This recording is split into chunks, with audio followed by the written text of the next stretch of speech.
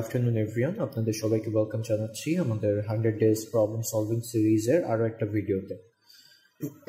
আজকের লেকচারটা খুবই ছোট হবে, আমরা খুবই সিম্পল একটা প্রবলেম করব, বাট এটা অনেকটাই বেশি ইম্পর্টেন্ট, এই জন্য আমি এটাকে এই প্লেলিস্টের অন্তর্ভুক্ত করছি।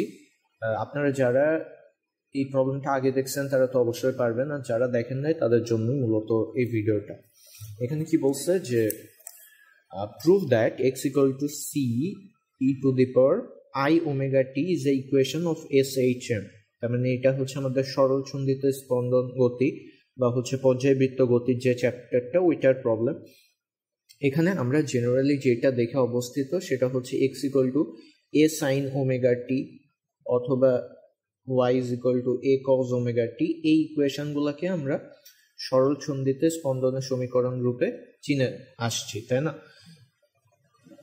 কিন্তু এইটাও কি হইতে পারে সরল সন্ধিত স্পন্দনের সমীকরণ, সেটা হচ্ছে আমরা এখানে প্রমাণ করব।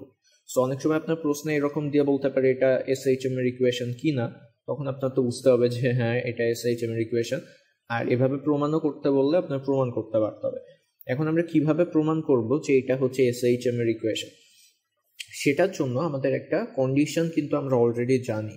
সেই কন্ডিশনটা হচ্ছে d2x by dt2 plus omega square x is equal to 0।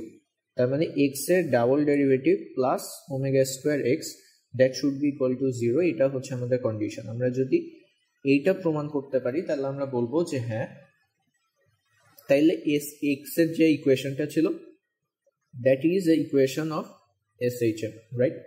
So এটা করার জন্য আমরা ফার্স্টে যে কাজ করব, আমরা যদি সলিউশনের দিকে যাই, আমাদের এটারে ডিফারেন্সিয়েট করতে হবে। x equal to C e to the power i omega t. এখন অবভিয়াসলি এটাকে আমাদের কার সাপেক্ষে ডিফারেন্সিয়েট করতে হবে? টি এর সাপেক্ষে ডিফারেন্সিয়েট করতে হবে।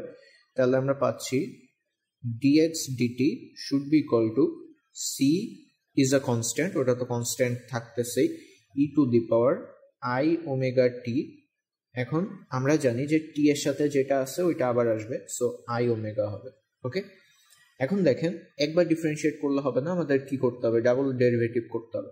তাহলে আমরা এটাকে আবার ডিফারেন্সিয়েট করব, করার পর আমরা পাচ্ছি d2x by dt square is equal to, এটা তো constant, C e to the power i omega t. এখন দেখেন আমি যখন আবার আই ওমেগা গুণ করব তাহলে কি হয়ে যাবে?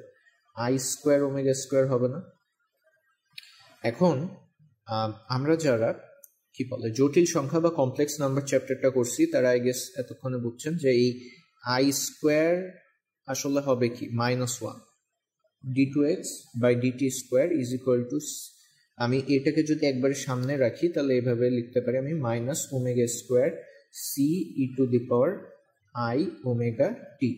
কেন লিখতে পারলাম? কেননা যেহেতু i square is equal to -1, সেখান থেকে আমি মাইনাস ওমেগা স্কোয়ার লিখছি।